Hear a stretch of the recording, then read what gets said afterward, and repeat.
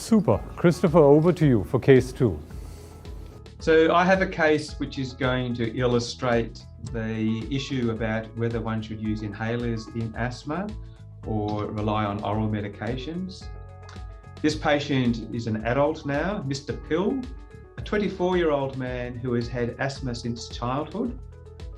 The diagnosis has been confirmed recently with spirometry at the local hospital. So this case is not about whether we have the correct diagnosis or not. We'll accept that and we'll talk about the management. He's had several admissions to hospital with asthma attacks as a child.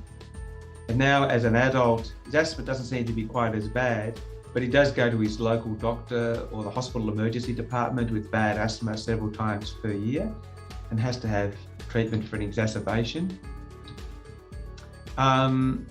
He's still working and playing soccer, so his asthma couldn't be that bad, can it? He's a bit tremulous and tachycardic when you see him. He's probably just a bit nervous seeing the doctor. Maybe he looks a bit Cushingoid, probably too much junk food. And his girlfriend had brought him along to see you, who's a nurse. Perhaps she's overreacting. He has a salbutamol inhaler, but his inhaler technique is rushed and rather poor. So others that he's been seeing in other clinics have put him on salbutamol tablets and also Theophylline tablets. You work out that with his asthma attacks, for which he gets treated with prednisolone, he's probably taking about 0.5 gram of prednisolone per year. So quite a big dose of corticosteroids. So we need to look at daytime symptoms, nighttime symptoms, use of reliever inhalers, activities being limited by asthma, and other things such as exacerbations, time off work, time off school, and also, if you have it available, doing spirometry and peak flow charts if the patient will keep those.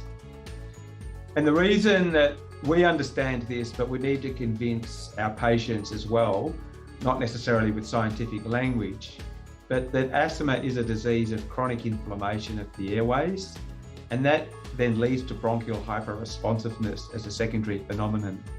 It's usually mediated by eosinophils, mast cells, and CD4 cells. And that's important for us to understand because eosinophils are very sensitive to corticosteroids.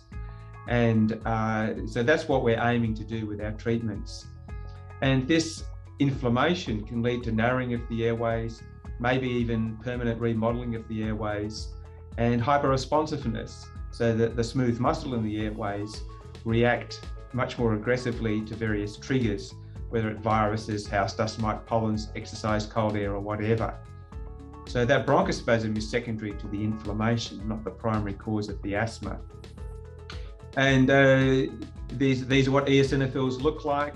And an airway on the right there with asthma is full of eosinophils. Fortunately, they're very sensitive to corticosteroids, so we know that we can suppress this inflammation with corticosteroids. We can't cure asthma, but with the treatments we have these days, we can very much treat it. So corticosteroids are the primary treatment for asthma. Beclomethasone inhaled was first introduced in 1972, and we now know that this is the main treatment for asthma because they control the inflammation, eliminate the hyperreactivity. And we're not sure about this, but maybe they can prevent long-term airway remodeling in the airways. And of course, over a period of time, with good control of the asthma, they can improve symptoms, improve quality of life, markedly reduce exacerbations, and they're associated with less mortality.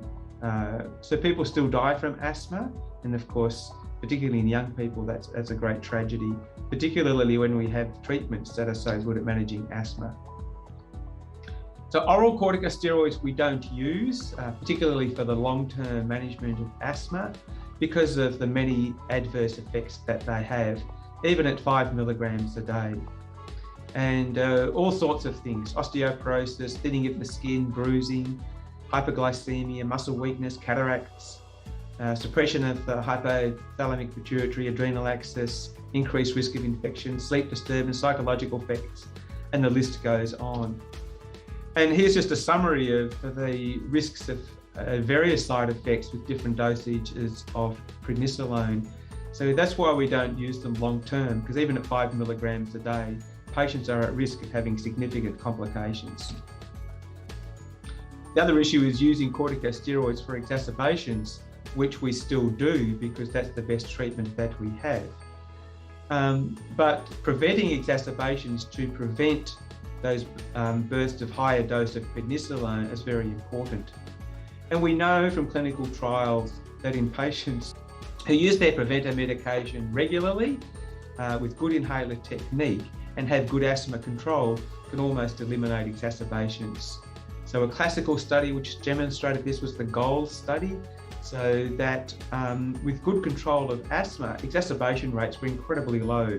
You can see there between 0.07 and 0.28 per patient per year. So we can dramatically reduce, almost eliminate exacerbations with good asthma control with inhaled medications. The other group of medications we use in asthma are beta agonists, and I deliberately move on to these second.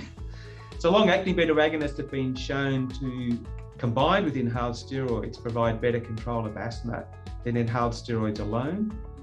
Beta agonists on their own are really contraindicated in asthma because they may make asthma control worse. And some long-acting beta agonists on their own have been associated with increased mortality. But when combined with inhaled steroids, they do work well. Rapidly acting inhaled beta agonists can be used as relievers with a sudden worsening of asthma if needed, but with good asthma control, they should not be needed hardly at all. GINA now recommends against inhaled beta agonists alone, so without inhaled corticosteroids in asthma, they're contraindicated. Now that's inhaled beta agonists. With oral beta agonists, we really don't use them for asthma. So not only is there a lack of efficacy in controlling asthma, but there are too many side effects.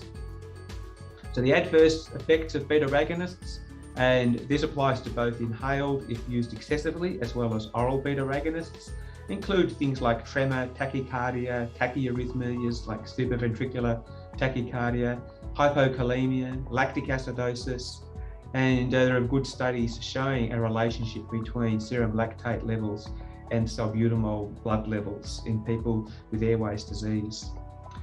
And having an Asian audience, I couldn't resist mentioning Takotsubo syndrome, because this is a Japanese word referring to an octopus trap.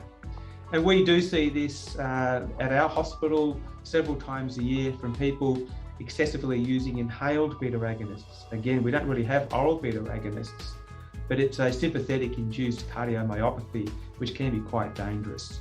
So beta agonists are not a safe medication. The other medication that Mr. Pill was using was Theophylline. GINA advises against the use of Theophylline in asthma.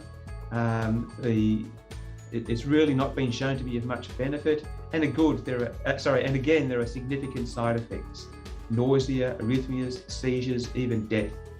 And Theophylline has quite a narrow therapeutic window, so monitoring of blood levels would be required in patients taking Theophylline. So oral beta agonists and oral theophylines are really not options for management of asthma. So if we're going to put Mr. Pill on an inhaler, how do we choose which one? So we're looking at an inhaler containing an inhaled corticosteroid, or an inhaler containing an inhaled corticosteroid plus a long-acting beta agonist. So sometimes the cost is raised as an issue. So the patient should think about the cost of using an inhaler every day, which would minimize or reduce exacerbations, and compare that with the cost of having an exacerbation. So the time off work, maybe loss of income, maybe a visit to the hospital or the doctor, the cost of the medications associated with the exacerbation. And over a period of time, the patient may realize that in fact it's cheaper to have the preventer inhaled medication than having repeated exacerbations. The other thing that's useful in Australia is to compare the daily cost of using an inhaler with the cost of other daily purchases. So because people buy an inhaler each month, it seems like a relatively large cost. But if they're actually just paying for each puff each day, it'd be less than, say, buying a coffee each day. I'm in Melbourne, known as the cafe capital. But when you look at it like that, they're not very expensive medications. And then how can one put a cost on feeling well, having a good quality of life, and even life itself, because we still do have some significant asthma mortality. I think how easy it is to use the inhaler is important. The more complicated an inhaler is, the more likely that the patient will make a mistake using it. So certainly consider that. Consider the critical errors that a patient may make with a specific inhaler.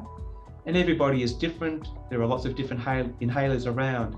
So it is important that you, or a practice nurse, or the pharmacist, or someone goes through the use of the inhaler with the patient and keep reviewing how the patient uses different inhalers. Think about an inhaler that might provide feedback to the patient to tell the patient if the inhaler was used correctly. Some of them do this quite well, some of them don't.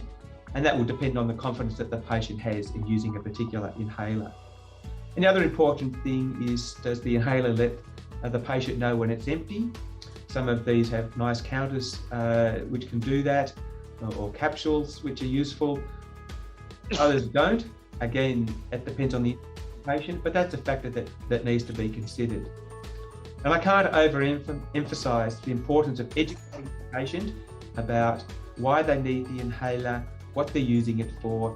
It's a long-term treatment to prevent things from happening, and always keep checking the patient, checking their adherence, and checking their inhaler technique.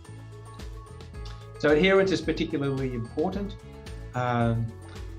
Once a day might be easier for a patient to use, so think about that. Think of the drugs being longer acting. Patients need to understand that asthma is a chronic disease that can't be cured. So they're talking about long-term treatment, not just some occasional intermittent treatment. And to help with adherence, it's often useful to link the use of the inhaler with another daily activity that they're already used to doing, whether that's cleaning the teeth, cleaning the soccer boots, kissing the wife goodnight, whatever it is.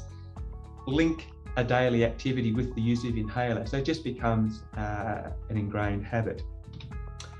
So what about our patient? So Mr. Pill is now using an ACS-LABA inhaler every day with good inhaler technique, and we keep checking it. His oral medications have been stopped, so he's lost the side effects, particularly the tremor and the tachycardia and so on. He no longer wakes at night. He's able to work and play without difficulties, and he has had no more exacerbations. And this is what we see in randomized controlled trials of asthma treatments, ACS-LABA. And what we should try to do is get our patients to behave like these clinical trial patients. Good adherence, good inhaler technique with asthma treatments that we know work well. It's taken time to get through this. You're not going to achieve this in a 10-minute consultation. So it's multiple consultations, reviewing the patient. But if he understands that he's not cured, he's got a simple, easy treatment, little in the way of side effects, and he'll just be a much better person with his asthma control. And he saved a bit of money now because no more exacerbations. So he takes his girlfriend out to dinner more often. Maybe that was her motivation for taking him along. So my conclusion is that asthma is a disease of airway inflammation. The primary treatment is corticosteroids to suppress the inflammation.